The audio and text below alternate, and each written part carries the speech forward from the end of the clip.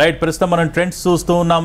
ఇటు ఆంధ్రప్రదేశ్లో తెలుగుదేశం కూటమి సూపర్ హిట్ దిశగా ముందుకు సాగిపోతోంది. మరోపక్క కేంద్రంలో కూడా టీడీపీ కీలక పాత్ర పోషించే పరిస్థితులే కనిపిస్తున్నాయి. ఎందుకంటే అక్కడ కూడా ఎన్డీఏ 293 ఎన్డీఏలో ఉన్న పార్టీలన్నిటికీ కలిపి 293 చోట్ల అభ్యర్థులు లీడింగ్లో కొనసాగుతున్న పరిస్థితి. మరోపక్క ఇండియా కూటమి అభ్యర్థుల మెజారిటీ కూడా పెరుగుతోంది. ఈ సీట్ల సంఖ్య కూడా ప్రస్తుతం పెరుగుతున్న సిచ్యువేషన్. 223 చోట్ల ఇండియా కూటమికి సంబంధించి అభ్యర్థులు లీడింగ్లో కొనసాగుతున్నారు.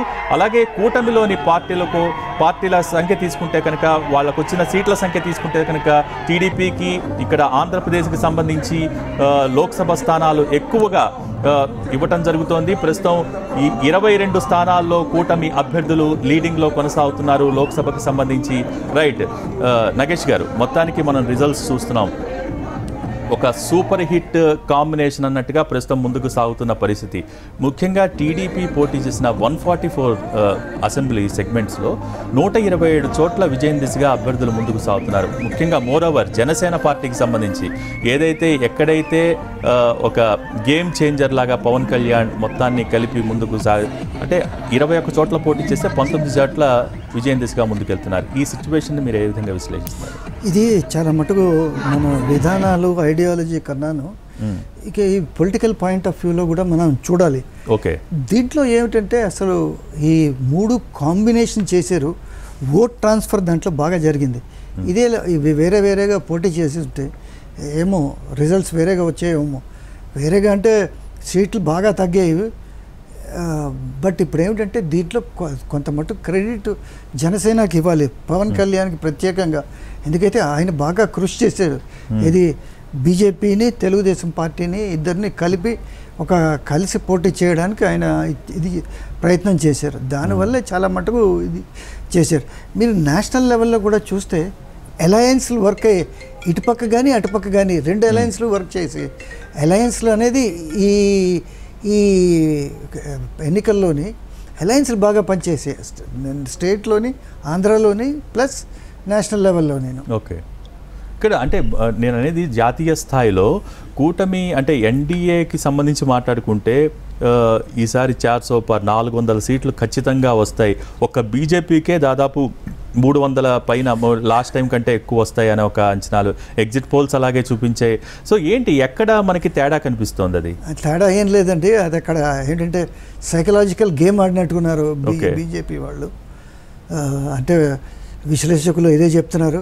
మేము 400 పార్ అంటే వీళ్ళు ఏమిటంటే మీరు 400 పార్ కాదు, మీరు 300 పారే అంటారు. అంటే 300 పార్ అంటే ఏమిటి, మెజారిటీ మీకు వచ్చేస్తుంది, మీరు గెలిచిపోతారు అనేది. అది సైకలాజికల్ గేమ్ అండి. దాంట్లో ఏంటంటే మరి ఎగ్జిట్ పోల్స్లో కూడా అట్లాగే చూపించారు. బట్ డెఫినెట్లీ 400 పార్ అనేది ఎందుకైతే ఇప్పుడు ఎక్కడ 300 ఎక్కడ 400, 300 కాస్త 400 కావాలంటే అంత ఈసారి మోదీ వేవ్ లేదు. ఇప్పుడు ఎన్నికల్లో ఏం తెలుస్తున్నదంటే మోదీ వేవ్ లేదనేది తెలుస్తున్నది. అది మోదీ వేవ్ ఉండుంటే కనీసం వీళ్ళకి బీజేపీకి 272 వచ్చేవి, రాలేదు. సో కొంచెం చాలా మటుకు బీజేపీ హైప్ ఇచ్చింది. ఆ హైప్ సక్సెస్ఫుల్ అయింది. కానీ అది గ్రౌండ్ లెవెల్లో సపోర్ట్, పబ్లిక్ సపోర్ట్ లేదు.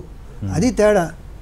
అంటే ఒక విధంగా మాట్లాడుకుంటే ఈ రోజున అయోధ్య రామ మందిర నిర్మాణం కావచ్చు, లేకపోతే ఆర్టికల్ 370 కావచ్చు, మహిళా రిజర్వేషన్ బిల్లు కావచ్చు, ఎప్పటి నుంచో ఉన్నవి కూడా మేము వాటిని దృష్టిలో అంటే కీలకమైన ఒక సమస్యగా 10 సంవత్సరాలుగా 100 సంవత్సరాలుగా ఒక సమస్యగా మారిపోయిన దాన్ని మేము చాలా జాగ్రత్తగా ట్యాకిల్ చేసి మేము ఆ సమస్యని పరిష్కరిస్తూ వస్తున్నాం.